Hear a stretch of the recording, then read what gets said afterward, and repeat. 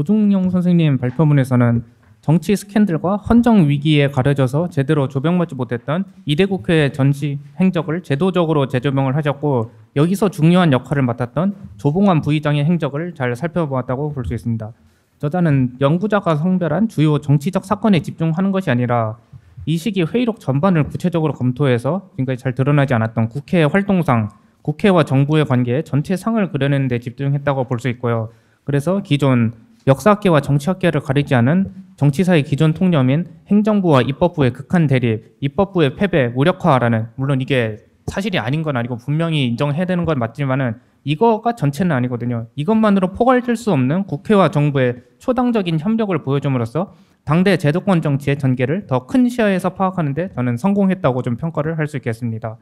그리고 저는 여기서 보여주신 국회 운영 양상, 성격에 관한 견해에 전반적으로 동의를 하고, 여기에 현재와는 현저히 다른 당시 국회의 모습을 잘 이해할 수 있는 정보를 보충해 보자 합니다.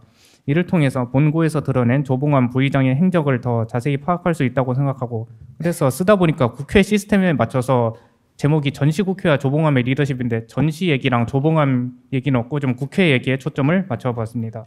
우선 첫째로 본회의 중심주의라는 키워드를 중요하게 언급해 줬는데, 이런 당대의 성격은 본회의 개최 횟수로도 드러납니다. 아마 회의록에, 본문에 직접 인용된 회의록의 회차 수를 보면 느끼셨을 수도 있는데, 지금 시스템, 그러니까 위원회 중심주의 이후 본회의 개최 횟수는 현저히 적고, 현행 22대 국회 첫 3개 회기 정도를 살펴봤는데 정기회에서는 총 18번, 임시회에서는 무제한 토론이라는 특수성이 있긴 했지만 5번 이하로 횟수가 꽤 적습니다. 2대 국회는 반면 일부 회기 딱 한 번 5번 있었던 거를 제외하면 본회의 개최 횟수가 임시회 같은 경우는 30회, 40회, 50회 이렇게 있고, 정기회 같은 거는 90회, 그리고 일부 회기는 100회 이상으로 매우 많습니다.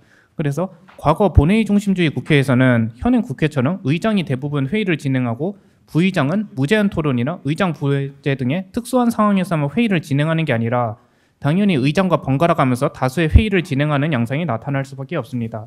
사소한 문제지만 당시는 주 5일째 하던 시절이 아니라서 토요일까지 전부 다 회의를 했었고, 급하면 일요일에도 회의를 하는 이런 상황이다 보니까 의장단은 상당히 경무에 시달릴 수밖에 없었고, 당연히 의장이 모두 할 수 없고 부의장의 비중이 좀 큰 그런 시스템이었다고 볼 수 있습니다. 부의장 조봉함이 국회 운영에선 큰 비중을 차지할 수 있던 거에는 이러한 구조 체계의 요인이 있었다고 생각합니다. 두 번째로 의원 조봉함에 대해서 또 중요한 키워드를 언급을 해주셨는데, 이것도 사실은 당대의 특성으로 볼 수 있다고 생각합니다. 현행 국회의 경우는 지금 의장님께서 아까 다시 한번 가시긴 했지만은 당적도 그 체제에 따라 없으시고 상임위원회 소속도 아니신데, 반대로 이하경, 주호영 부의장 두 분께서는 당적도 있으시고 그리고 개별 의원 자격으로서 그 상임위원회 소속도 되신 걸로 알고 있습니다. 근데 이분들이 본회의에서는 그 딱히 첫 세 회기에서는 발언을 한 거를 제가 확인할 수 없었고, 상임위 활동에서도 질의응답을 하시긴 하는데 이건 어떻게 평가할지 모르겠지만 큰 두각을 드러내셨나는 잘 모르겠습니다. 그런데 본고에서 지적했듯 조봉환 부의장은 의원으로서도 큰 족적을 남겼고, 그 외에 다른 의장, 부의장들도 의사를 진행하지 않을 때는 개별 의원 자격으로 발언한 경우가 적지 않습니다. 아마 현행 국회와는 다른 당대의 정치 문화의 일면으로 볼 수 있겠습니다. 간단한 궁금증이 여기서 있었는데, 과연 부의장 조봉함이 그 의석에서 개별 의원 조봉함의 발언으로 자격으로 발언을 했다 하더라도 다른 의원들이 그 동료 의원으로서 그냥 똑같이 받아들였을지, 아니면은 그래도 부의장이니까 좀 다르지 않나라는 식으로 받아들였을지는 그 당연히 실증을 할 수는 없겠지만 회의록을 읽으셨을 그 감으로 어떻게 생각하시는지 간단한 질문을 드려보고 싶고, 저는 사실 가장 중요하다고 생각하는 게 당시는 국회의 태동기, 관행의 현성기였습니다. 정치적 무게감에서는 현저한 차이가 있겠지만은 근대적 대의기구를 경험했냐 아니냐의 입장에서는 의장단이든 아니면은 재선 의원, 국회를 한두 대를 더 겪은 이런 사람이라면은 큰 차이가 없었습니다. 다선 중진 의원들이 의장에 선출되는 이후 시기 그리고 현재 시기와는 상당히 다릅니다.